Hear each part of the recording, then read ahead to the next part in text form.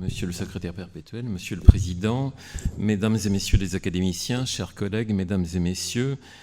cela fera bientôt 15 ans que l'École française d'Extrême-Orient s'est engagée de manière résolue dans l'espace européen de la recherche. L'école récolte aujourd'hui les fruits de cet engagement qui, d'une part, lui a permis d'établir des partenariats durables avec plusieurs institutions de recherche européennes et, d'autre part, lui a valu de remporter un nombre conséquent de projets de recherche financés par la Commission européenne. Ce sont certains de ces projets que je présenterai brièvement ici, dans une communication sans doute plus institutionnelle que la précédente, moins scientifique,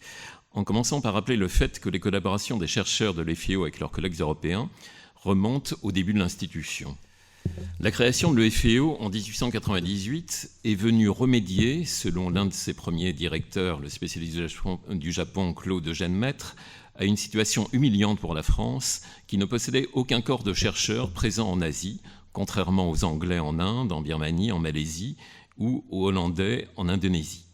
Avec un corps de jeunes savants installés sur le terrain en Indochine, mais ayant aussi des missions au Siam, en Chine ou au Japon, et avec la fondation à Hanoï d'une école ayant une réputation régionale, les études orientalistes françaises reprenaient leurs droits. Le FAO sut cependant rapidement dépasser ce contexte de rivalité coloniale et rechercha des collaborations de travail avec des collègues européens. Rapidement, ses propres chercheurs, Paul Pelliot, Henri Maspero, Alfred Fouché ou Georges Sédès, certains évoqués précédemment,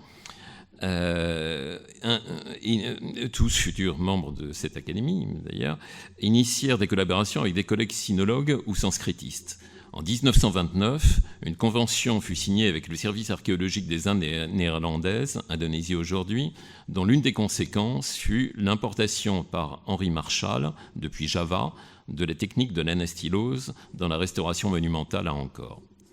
Un demi-siècle après sa création, dans les années 1950, le FAO comptait comme membres d'honneur près d'une trentaine de chercheurs orientalistes européens, parmi les plus renommés, et pouvait se prévaloir de nombre d'articles publiés par ces derniers dans sa revue, le BFO. En même temps que l'extension de l'école, avec des centres de l'Inde au Japon, en passant par l'Indonésie, donc bien au-delà de la seule Indochine, qui a vu ses territoires progressivement fermés par les guerres, le réseau de chercheurs européens de l'école s'est agrandi et diversifié. Il s'agissait cependant jusque-là surtout de collaborations individuelles entre spécialistes. Et ce n'est qu'à partir des années 1960 que certaines collaborations ponctuelles entre institutions de recherche furent instaurées. Et il fallut donc attendre les années 2000 pour que des projets collectifs ambitieux réunissant plusieurs pays voient le jour et soient financés par la Commission européenne, notamment en sciences humaines et sociales, dite SHS. C'est à la suite et dans l'esprit d'un espace européen de la recherche défini lors d'un sommet de la Communauté européenne à Lisbonne qu'en 2007 a été créé, à l'initiative de Franciscus Verhelen, alors directeur de l'EFAO, et avec le soutien de l'IBL, le Consortium pour la recherche sur le terrain en Asie, dit ECAF, European Consortium for Asia Field Study. L'ambition principale d'ECAF a été de faciliter l'accès au terrain des chercheurs européens grâce à la mise en réseau de 23 centres de recherche localisés dans 16 pays d'Asie. Ayant constaté que les centres FAO accueillaient régulièrement sur une base informelle nombre de chercheurs internationaux, il s'agissait d'abord pour l'école de donner une forme plus organisée à ces collaborations. À travers ECAF, étaient ainsi institués des partenariats autour des implantations asiatiques de l'EFAO, mais aussi autour de celles d'autres institutions de recherche, notamment l'Asian Africa Institute de Hambourg ou le Sud-Est Institute à Heidelberg ou l'Istituto Italiano per l'Africa e l'Oriente. Le consortium ECAF a rassemblé un ensemble important d'institutions leaders dans le domaine des études asiatiques en Europe et en Asie, dont la British Academy, les universités d'Oxford, de Heidelberg, de Hambourg, de Leiden, la SOAS ou bien la Fondation Gulbenkian. Parti de 37 membres et membres associés, le consortium réunissait en 2011 46 institutions. Il était prévu que celui-ci soit transformé en groupement d'intérêt public, en GIP, mais notre ministère donc, de l'enseignement supérieur et de la recherche, se fondant sur certaines réserves du ministère du Budget par rapport à ce type de structure, a décidé fin 2014 de ne pas retenir la création de ce GIP. ECAF, la formule du consortium a donc été conservée, mais a évolué vers d'autres formes de partenariat. D'une part, certains centres UFEO ont été partagés avec des partenaires européens. C'est notamment le cas du centre de Pékin, financé grâce à une collaboration avec la Fondation Max Weber, ou du centre de Kyoto avec l'ITEAS, l'Italian School of East Asian Studies.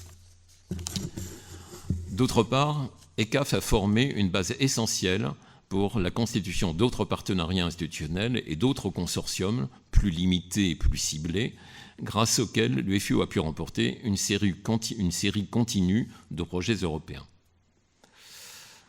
L'UFEO, sur 11 années consécutives, de 2010 à 2021, a réussi à remporter 8 importants projets européens relevant de 2 types de financement. Le premier dit ERC Grants, donc ERC pour European Research Council, est un dispositif de bourse du Conseil européen de la recherche reposant sur des appels à projets blancs, donc entièrement ouverts. Ces bourses, d'un montant conséquent que vous voyez affiché ici, sont attribuées pour 5 ans afin de soutenir des projets jugés pionniers, voire exploratoires. Le financement doit permettre au porteur du projet de constituer autour de lui une équipe ou d'en renforcer une déjà existante en lui procurant des moyens conséquents en matériel et en personnel. L'autre type de financement, dit PCRD, pour Programme cadre pour la recherche et le développement technologique, repose sur des appels à projets thématiques, donc concurrentiels. Pour pouvoir répondre à l'appel, il faut que soit réuni au préalable par l'institution porteuse du projet un consortium d'établissements de recherche européens. Les financements, là aussi, sont importants et sont gérés par le porteur du projet qui les redistribue aux différents partenaires du consortium. 3 projets PCRD ont été successivement remportés par l'UFEO, les projets IDEAS, CITIDE et CRISI. L'école participe à un autre projet que je mentionne, ONESI, projet dans le champ de la formation en Asie du Sud-Est, mais n'en est pas porteur. Au travers de ces différents projets, ERC donc et PCRD, l'UFEO aura levé, entre guillemets, et géré environ 20 millions d'euros, redistribués bien sûr pour l'essentiel à ses partenaires, mais lui permettant aussi de constituer d'importantes ressources propres qui soutiennent aujourd'hui l'essentiel de ses activités de recherche. Puisque les projets ERC, DARMA et Archaeospace vont être présentés ensuite dans cette séance, et comme Dominique Godard l'a déjà évoqué, Shiva Dharma, je reviendrai ici surtout sur ces 3 projets PCRD. Donc le premier de ces projets PCRD remportés par l'UFEO en 2010 était le projet IDEAS, Integrating and Developing European Asian Studies, en liaison directe avec la constitution à l'époque du consortium ECAF. Ce projet avait pour objectif premier de formuler des recommandations à l'intention de la Commission européenne pour qu'elle puisse disposer d'informations de meilleure qualité sur l'Asie et dans cette optique pour favoriser des échanges entre la communauté scientifique et les décideurs politiques. Le programme IDEAS comprenait entre autres une réflexion sur les approches régionales, les Area Studies, en Asie. Réflexion qui portait sur les enjeux géopolitiques contemporains, mais aussi sur l'évolution des conditions de la recherche sur le terrain pour les chercheurs européens, devant de plus en plus négocier avec les pouvoirs politiques. D'aucuns pourront s'étonner de cet intérêt pour le contemporain de la part de l'UFEO, mais si la mission primordiale de l'école consiste en l'intelligence de l'histoire et des cultures du continent asiatique, cette mission est indissociable de la compréhension de l'actualité de celui-ci. C'est ce que exprimait déjà en 1976, lors du 75e anniversaire de l'UFEO, Jean Filiosa, considérant caduques les divisions des études en anciennes et modernes. C'est du reste à favoriser la transdisciplinarité et la complémentarité entre spécialistes de régions et d'époques différentes que s'attacheront les projets suivants, CITIDE et CRISI. Le projet CITIDE, Integration in Southeast Asia, Trajectories of Inclusion, Dynamics of Exclusion, a impliqué 9 institutions européennes et asiatiques, prenant Hambourg, Cambridge, Milan, mais aussi les universités de Chiang Mai, Yogyakarta, Penang et l'Académie des sciences sociales de Hanoï, soit en tout plus de 40 chercheurs. Ce projet a été adossé au réseau unique des 10 centres de recherche de l'UFEO en Asie du Sud-Est. Celui de Chiang Mai, ayant une vocation régionale, a été de fait d'ailleurs au centre du dispositif avec l'organisation du colloque de lancement, donc vous voyez des photos du projet, et celle de plusieurs séminaires de recherche. Centrée sur la problématique de l'intégration régionale en Asie du Sud-Est, la perspective à terme du CITAID était de pouvoir comparer deux grands projets d'intégration régionale dans le monde, la Communauté européenne et l'Asie du Sud-Est, engagés dans le processus de construction de l'ASEAN. Il s'agissait de comprendre particulièrement les modalités d'intégration et les formes spécifiques prises par la régionalisation dans ce dernier cas. 4 grands axes que vous voyez sur ce transparent, 4 grands axes de recherche thématique placés sur la responsabilité de différents partenaires européens ou asiatiques ont étudié les effets de la régionalisation en termes d'identité, de circulation des personnes et des biens, d'échange d'informations, informations entendues dans un sens large, idées, techniques, représentations, modèles. Et dernier axe, c'est les politiques d'intégration. Au travers de chacun de ces axes étaient aussi analysées les tensions entre les politiques intégratives nationales et les dynamiques transnationales régionalistes, sachant que, contrairement à l'Europe, l'on a affaire en Asie du Sud-Est à des États-nations relativement jeunes ou encore en phase, je dirais, de consolidation nationale. Les approches privilégiées dans CITAID ont recoupé les intérêts de l'EFIO pour l'histoire et pour l'ethnologie, en mettant l'accent d'une part sur la nécessité de replacer ces questionnements dans la longue durée, circulation, identité, et la dialectique du national et du transnational dans l'histoire. D'autre part, en insistant aussi sur les enquêtes de terrain avec le souci d'appréhender le régional à partir de ses effets à un niveau local, notamment le transfrontalier. Une thématique transversale qui a donné son titre au projet consistait à tenter d'identifier les principaux acteurs mis en présence par la régionalisation et de comprendre quels étaient ceux qui en bénéficiaient et quels étaient ceux qui en étaient exclus, certains migrants notamment. CITAID a donné lieu, comme on le voit, à de multiples réunions et conférences, des colloques à Hanoï, à Penang, des séminaires de restitution à destination de la Commission européenne à Bruxelles, ou encore un colloque de présentation des résultats à l'université Saint Marija de Penang en Malaisie. Concernant le résultat du projet par rapport à ses objectifs, on constate, pour ce qui est de l'édiffusion auprès du monde académique et d'un public plus large, une valorisation soutenue et variée avec non seulement des séminaires de recherche et des conférences, dont une conférence finale à Yogyakarta, mais aussi de nombreuses publications individuelles, en ligne ou dans des revues scientifiques de haut niveau, et la création d'une collection, donc CITAID, dirigée par l'UFO et publiée à Chiang Mai par l'éditeur Silkworm Books, collection qui comprend plusieurs volumes, dont certains sont affichés ici. L'un des résultats les plus appréciables en termes de capacity building, comme il est dit, ou de renforcement des compétences, aurait été la constitution par le projet en 3 ans d'un réseau solide de plus de 50 chercheurs sud-est asiatiques et européens. Tout autant que l'évaluation finale de CITAID, qui a été favorable, le fait de pouvoir prendre appui pour partie sur ce réseau déjà constitué a valu à l'UFO de remporter un autre projet, à nouveau sur les thématiques de l'intégration régionale, le projet CRISI, et cela en dépit de la concurrence d'institutions prestigieuses comme la LSE, la London School of Economics, ou bien des universités comme celles de Berlin ou de Leiden. Le projet donc suivant, remporté par l'UFO, CRISI, Competing Regional Integration in Southeast Asia, sous la forme plurielle de son intitulé même, au pluriel, se caractérise par une problématique plus ambitieuse encore, à savoir appréhender et analyser les diverses forces en compétition